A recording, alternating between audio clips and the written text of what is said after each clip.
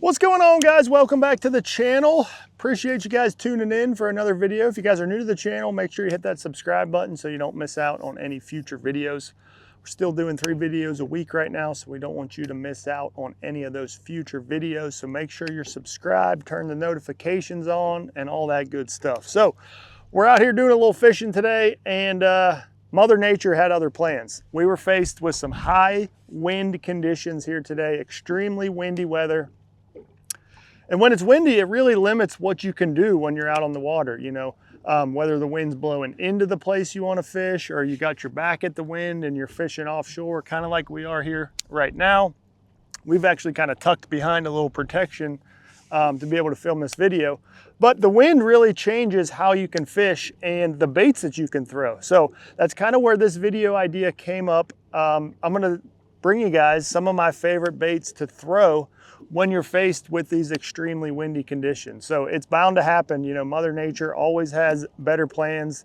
You know, maybe you only have a couple days to get out on the water and you get out there and it's extremely windy. Hopefully you can use this video to learn something and apply it to your own fishing and catch some bass on those days where the wind just has other plans. So if you guys are ready, let's jump in and let's talk about fishing in the wind.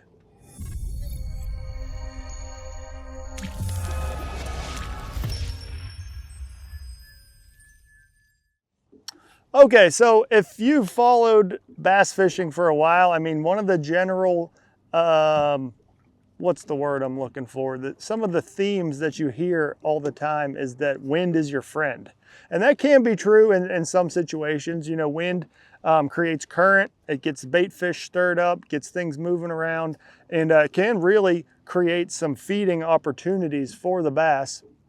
But there's other situations where wind is not your friend, where it's gonna limit the baits that you can throw. So for instance, if you know you're throwing a weightless soft plastic, say a weightless Senko, a heavy wind is gonna really change the way you can fish that bait. You really can't fish it weightless because the wind is gonna be catching your line and pulling that bait, and it's not gonna work efficiently and the same way as if you had no wind. So it goes both ways on that. And you know, today we are faced with extremely windy conditions. There's not a whole lot you can do.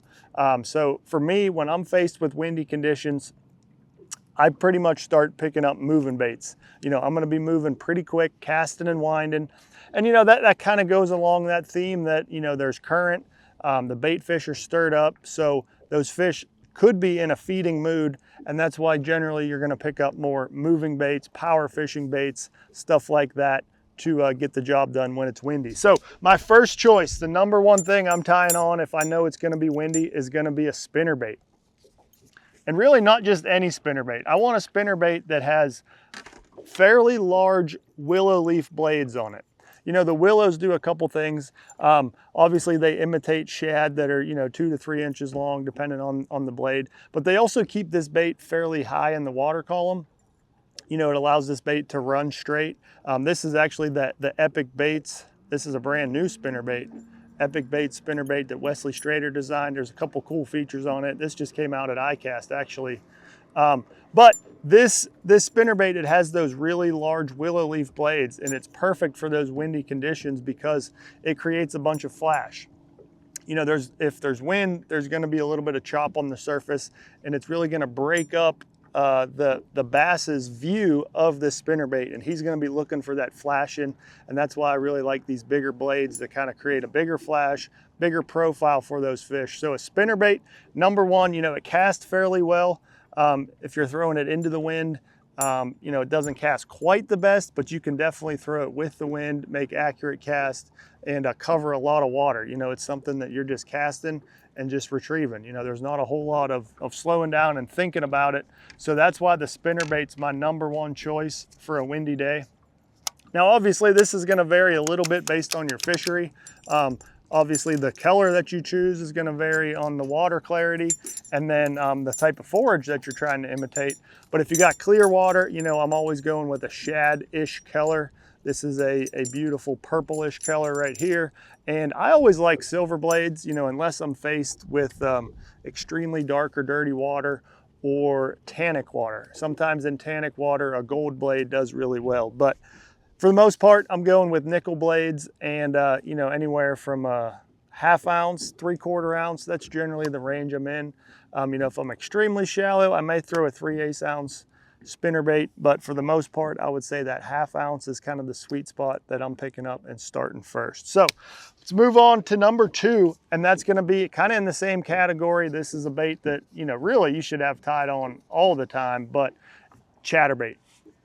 Excellent time to pick up a chatterbait when it's windy. Again, it's kind of similar to the spinnerbait on how and where you're going to fish it, but it's a very different vibration, a sound, action, all that sort of stuff. So a chatterbait has kind of replaced the spinnerbait here lately, but it's definitely a viable option anytime that it's windy. And you can fish him a lot, you know, different places than you can, say, a spinnerbait.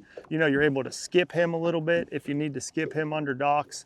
Maybe you're offshore a little bit, fishing some grass with a little bit of wind on it. You know, chatterbait's an excellent choice. So this is a ½ ounce chatterbait here, something that I can cast very accurately, cast and wind. On the back, I have a Yamamoto Zako Slim. So this is a 3.5 inch Slim Zako, I guess it's called. This is the green pumpkin shimmer color. He's actually pretty chewed up. You can see we got some bites on him right there. But chatterbait, excellent choice to be throwing in the windy conditions. So moving on, next bait that I'm gonna always have on when I get to the lake and it's extremely windy, that's gonna be a jerkbait. Same sort of deal. You get around anywhere that there's current, like a bridge that we have in the background here, any of those pinch points around rock, I'm picking up a jerkbait, throwing it around, because that bait fish is gonna be active. The fish are gonna be chasing them. It's a bait you can cast and wind, move quick. It doesn't cast the best into the wind, you know, so this is one little tip for you guys. I always like to be throwing my jerkbait with the wind, because you're gonna be able to get longer casts, be able to work it a little more efficient. And sometimes that means you're gonna be bringing your bait against the current, but with a jerkbait, it kind of, you know, darting, dancing around. I don't think it necessarily always matters that it needs to be coming with the current. Sometimes it can be coming against the current and still catch them on the jerkbait. So that is a definite in the boat. So the last one I got for you guys, this is gonna be if you do have an area that, you know, maybe you practiced or you were out a couple days before and you found a group of fish somewhere, but now you come back and it's extremely windy and you can't quite fish the spot the same that you were with whatever bait you may have been throwing before. That's when I'm gonna pick up a drop shot. So a drop shot's gonna be, you know, obviously it's a finesse technique, but the cool thing about a drop shot is you can up the size of the weight on the bottom and not really change the action of the worm. So if you're faced with really windy conditions and you need to get that bait down to the bottom, you can up your drop shot weight to a 3/8, a ½ ounce if need be. And you're still gonna be able to get that bait down on the bottom and not move it very much, or not allow that wind to move your line and pull that bait away from where you want it to be very quickly. So that weight will be on the bottom, and then you still have that same action with the worm, because that weight is just planted on the bottom, moving around, rather than, you know, having a weight attached to your actual worm. It would totally change the action. So that's why I go with a drop shot. You know, it casts well with a heavier weight like that, and it always is gonna catch some fish regardless of the situations. But I really like the flexibility to be able to change the weight on there and not really change the action of the worm when you're faced with the windy conditions like we have here. So appreciate you guys tuning into this video. Hopefully you guys learned something. Hopefully this can help you guys when you get out on the water and faced with these same conditions. Appreciate you guys. As always, leave me those likes and comments down below. Don't forget, hit that subscribe if you haven't already, and we'll see you guys next time.